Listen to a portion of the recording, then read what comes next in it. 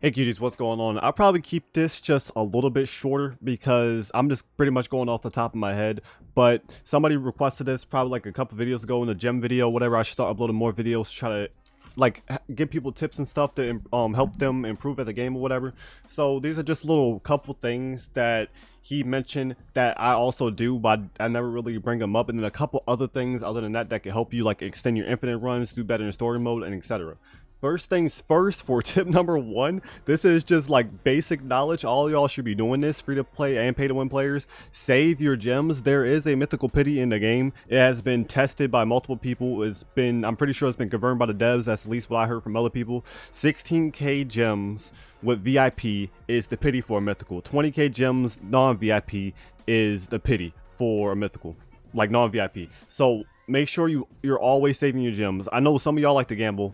Like, that's fine, but don't cry when you don't get a mythical. If you want the best chance to get a mythical, just save your gems until you get 16 or 20k, depending on if you have VIP or not. Tip number two, a way to increase your like actual DPS in game. This could work for if you want to try to get these quick infinite runs like your wave 25s, your wave 50s or whatever, or your raid modes, your story modes and stuff like that.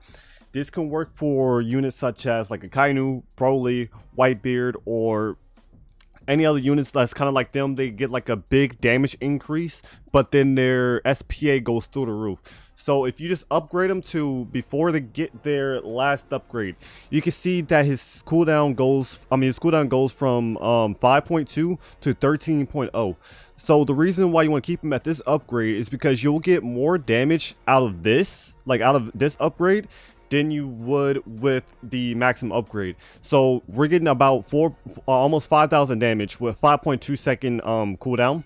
And the reason why I said this is better for like story mode or raid mode, something like that, because you're limited on waves. Infinite mode, you're probably going to upgrade it because you want to have as much damage as possible, whatever. But like I said, this works for if you want to get like I said, wave 25 like really quickly for your gems, wave 50 really quickly for your gems, get raid mode done really fast, get your story mode done really fast. You want to upgrade them and leave them at this upgrade. Because let me show you, it's a lot cheaper to get, so it's easier to get there. And then if you were to fully upgrade it, we're going to fully upgrade this one to show you like a comparison. We're going to fully upgrade this guy. You saw how expensive he was. It went from like 8.5 to after this is like 8.5k, then 10k, then 12.5k. So you're spending like an extra like 30,000 yen just for something that does like what is it's 6-7k extra damage, but every 13 seconds. Here, if I do that by like, let's go 3 times, time that by 15 seconds 3 times, that's like 13 to 14k damage every 15ish seconds, while you're getting almost 12k damage every 13 seconds. So for like you're getting like 2 less seconds. All right, I'm trying to like explain this properly. So you're getting like 2 extra seconds, right? Every 3 attacks, that's like 2 extra seconds other than this. But those 2 extra seconds, you get an extra like 2,000 damage. But the thing about this, you can have 4 of these. So by the time you're able to max out like 1 or 2 of these, you can have 4 of these up into like the 6,500 upgrade and just keep it here, and you'll be doing a ton more damage. You'll be able to clear out like these waves really like a lot more faster. You'll be able to collect your story mode faster, your infinite modes, like your early infinite modes faster, and your like raids and stuff faster. This also works for Broly and Whitebeard. So I'm gonna throw a Broly down here. We're gonna put Broly up to the 7,500 upgrade, and we're going to stop here. See, it goes 5.6 to basically 14 seconds almost. I think it goes down to like, actually I think it goes down to like 11 or something like that, but it's still better from what I know of. It's better to keep him at the same range. And then especially just line him up with the entrance, and he'll just like hit straight down the line. So he's at 4,000 damage right here with 5 seconds SPA. Then we're going to max one out. And you see how much extra we paid? It was like 8,500, 10,000, 1250, pretty much the same as Akainu. And now he's only doing 7,000 damage, but he's full AoE. But like I said, we're not worried about full AoE. Most of the time, if we're doing raid mode, story mode, something like that, the units are not going to get back here, so the full AoE is not going to matter. You don't want to fully max out Broly. But he's only doing 3k extra damage, but he attacks like almost twice as long. He's doing 8,000 damage in about 10 to 11 seconds, while he's doing 7,000 damage in 11 seconds. But the only thing is he's full AoE. But like I said, most of the time in story mode, raid mode, the mobs are really not going to get back here if you line them up like this. So look how much damage they're doing to this guy too. And like I said, same with Whitebeard. We'll try Whitebeard too. Get Whitebeard up to right here, right before his Earthquake. He's doing 6. Actually, I feel like then again, Whitebeard, He's pretty cheap. Actually, yeah, Viper is pretty cheap to upgrade. Once you get to like his later upgrades, his cooldown is really not that long compared to this. It goes to like 9 seconds or whatever. But his upgrades, it goes from like 6.5, I think, to like 8k, then like 10k, 12k, 17k. Like, he gets very expensive. So it's just overall cheaper to keep him at these upgrades, and you'll just get more damage out of it overall. All right, another tip for infinite mode.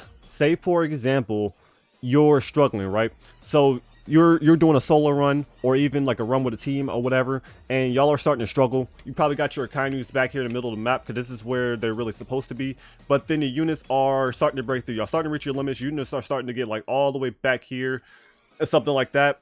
For the most part, this only really matters for like units like Akainu or anything else that doesn't really like have full AoE. It kind of like targets an area, or like single targets or whatever, something like that.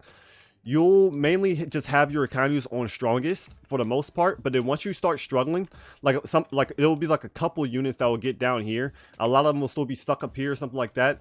A lot of people will just place their units down, set them to strongest or first or whatever, and just leave them there. But there's better ways to go about it that can extend your runs, literally like run saving, like alternating your units from strongest to first. So just like when you got your Akainu maxed here, for the most part, you'll always have them set the strongest. You always have them set the strongest, and Akainu can pretty much hit the entire map depending on what trait you have on him. So if you have him like around this, like this whole entire area, he'll pretty much hit the entire map. And he'll be attacking like units and stuff back here because he's set the strongest. But these units that over here cannot be ignored. Sometimes the full AoE won't be enough to kill him, so you'll have to keep alternating between strongest and first on certain waves once things start getting really, really bad, in order to knock the mobs back and get yourself stable for the boss wave, because the boss wave is gonna be brutal. So make sure you're alternating between first and strongest whenever you need to like catch your units back up, get your units back. I'm gonna get the enemies back to at least like probably like around here ish, because some of the marine ships, they'll be very congested up here, but then they'll be sort of spread out towards the front. So you want to clean up the front, and then once you get everything cleaned up and they're back to kind of like congested up around this area, then you can go back to strongest and just keep doing some damage to prepare for the boss wave. And then tip number, I think 4 or 5, I don't know where we're at, is pretty much like ability spamming. So for somebody like Shanks, if you're I think this mainly works for like a solo run and something like that, because for the most part, pretty much everybody in your team will have Shanks, so Shanks will be spread out around the map regardless. But if you're in like a solo run, you want to test how far you're going, Shanks, you can't. So say he's max upgraded, right? You got your Shanks spread out all across the map. Speaking of Shanks, actually, let me put, this is like a very good place for Shanks, by the way. Just like a little small tip. If you're in a solo run, this is a very good place for Shanks. He can hit this entire first area, and he's sitting all the way down here. Place another Shanks like over here in this area. He can cover this entire circle, and you got another Shanks back here. He's covering the rest of the map. You can pretty much spread your Shanks out through the entire map.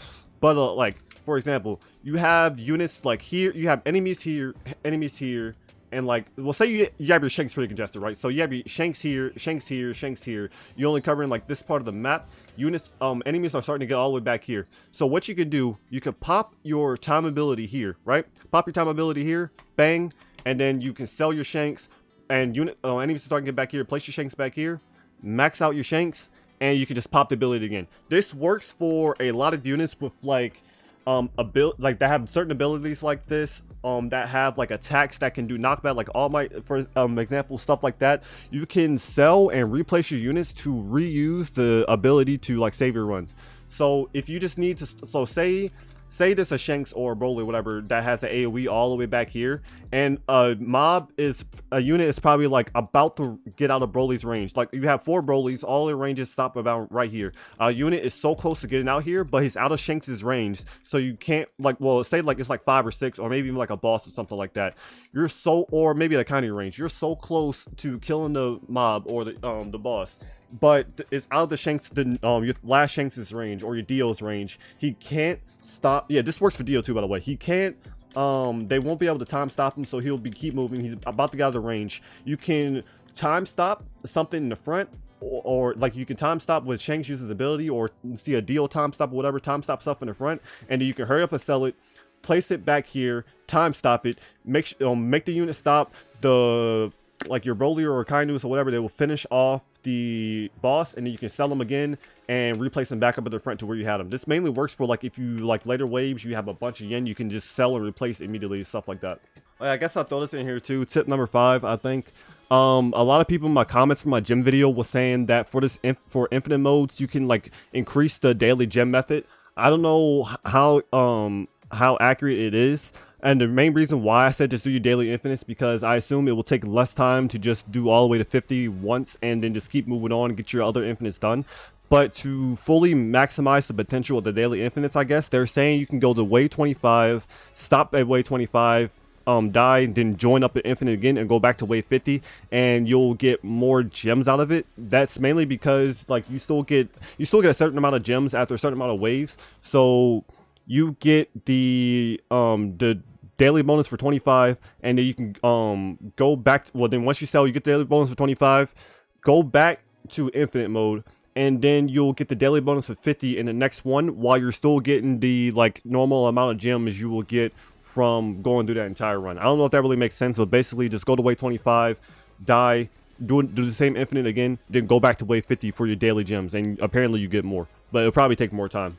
Tip number 6, I think I've mentioned this a lot of times before, but I guess a lot of people still don't really know it. But if you want to increase your play level like as fast as possible, if you like, say you're a new player, you're trying to get to level 20 for the 5th slot or level 50 for the next slot, all you really gotta do, come in here and just do Planet Namek Wave 1, Act 1. That's all you gotta do, right? Just keep spamming this over and over and over again. You can even tiny task it as well, just bring an Aaron, and you'll be perfectly fine. Every single one of these maps, they will all give you 50 XP. Infinite will just give you 50 XP. You will get 50 XP no matter what map you can do. So the fastest way to do it is just to keep spamming Act 1, and you will get your 50 XP every single time. And it's just like you finish it in like 5-6 minutes or whatever. Is very, very quick. But if you want the most unit XP, then you want to spam like the last maps in the game or whatever, so you can get the stuff that they drop, like the devil fruits for Marineford, or say Hidden Sand was still the last map, the what's it called, the ramen bowls, or whatever the next map is. You want to get the little stuff they drop you for completing that map, and you can level up your units that way. And then doing higher maps will give you like just a base, like just a overall like greater like unit increase, like once you complete the map.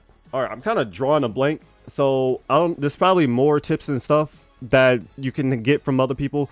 Just check the comment section. If you want more tips, check the comment section. I can guarantee you there's going to be people in the comment section who has other little tips and stuff that I did not mention in the video, so you can feel free to check those out. I'm telling you, they will definitely be down there. They're like every video.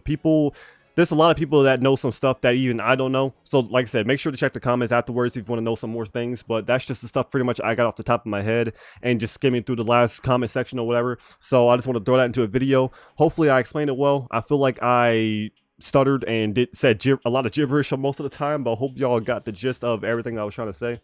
If you enjoyed the video, like the video, subscribe, comment, whatever, and subscribe. All right, Jesus, subscribe for more content. I catch you boys in the next one. Peace.